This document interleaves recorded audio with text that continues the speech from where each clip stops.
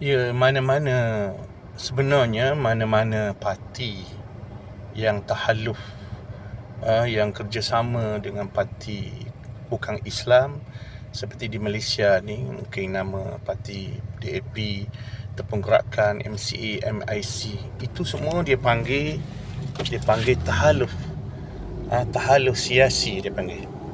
Itu dipanggil ijtihadi. Tahalluf siasi itu dia panggil ijtihad. Ijtihad. Maknanya tu atas maknanya pendekatan masing-masing lah. Bukan maknanya, dan ijtihad ni bukan makna awak boleh, orang lain tak boleh. Kadang-kadang ada juga dia halal, orang lain tahalluf siasi dengan bukan Islam, haram pula, munafik pula. Ataupun dia panggil walak, walak kepada DAP. Dia dengan gerakan dia tak panggil walak.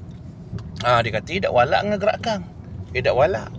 Dan orang lain dengan DAP walak. Dia yang letak, dia yang kata, dia yang buat keputusan, dia yang letak hukum maknanya. Dan apa tak boleh dengan DAP? Dia kata pasal awak walak dengan DAP. Dah awak dengan gerakan tu boleh pula. Dia kata kita tak walak. Tak walak, kita ada syarat. Dah orang lain dengan DAP, dengan MCA tu, apa dia ada syarat? Tak ada syarat. Pakai bekerja sama gitu je. Jadi walak. Jadi dia dah walak. Jadi dia yang buat andaian, dia buat hukum, dia yang letak hukum, yang dia kata, yang dia buat fitnah. Jadi tak boleh lah gitu. Tak boleh gitu maknanya.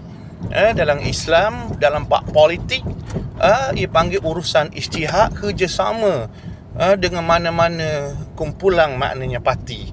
Parti di Malaysia ni. Jadi dia ada hak lah. Kalau kita ada hak untuk tahalluf kerjasama dengan bukan Islam, maka orang lain, parti lain pun boleh juga, ada hak juga. Lepas tu jangan kita kata orang lain pasal walak haram. Kita pula dengan kafir juga, dengan bukan Islam juga, kita tak walak, kita ada syarat. Orang lain ada syarat juga, orang lain tak walak juga. Orang lain pun bukan kata percaya 1% sampai dalam perut juga. Ini politik ni tak boleh percaya 1%. Masing-masing ada pendekatan. Jadi sebab tu maknanya sepatutnya jangan lupalah maknanya parti-parti lain tu kawan-kawan kita juga, orang Islam, parti-parti lain tu. Orang beriman ni bukan orang PAS saja, orang beriman juga orang UMNO, orang Parti Amanah, orang PS, orang PKR, orang Islam. Dan orang Islam yang duduk dalam parti-parti lain lah, dia orang Islam, tetap orang Islam lah maknanya. Berbeza parti, berbeza ijtihad, berbeza tahalluf itu adalah maknanya hak masing-masing lah. Kita tak boleh jatuh hukum, kita buat hukum, kita jatuh hukum, kita fitnah. Tak boleh gitu maknanya. Tak boleh. Tak boleh. Kita kena jagalah ukhuwah, jagalah perasaan orang lain. Jangan kita buat atas kita seorang, buat sedap kita seorang.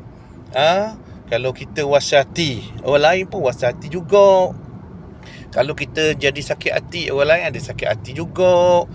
Kalau orang lain, kalau awak perlu dihormati, orang lain perlu dihormati juga. Kalau orang lain tak boleh kata awak tak boleh kata ke orang lain juga. Kalau maknanya masing-masing ra'i. Masing-masing ra'i meraihkan. Nak nasihatlah dengan baik. Nak kabarlah dengan baik. Nak berpesang-pesanglah baik. Dalam Islam memang ada nasihat, ada berpesang.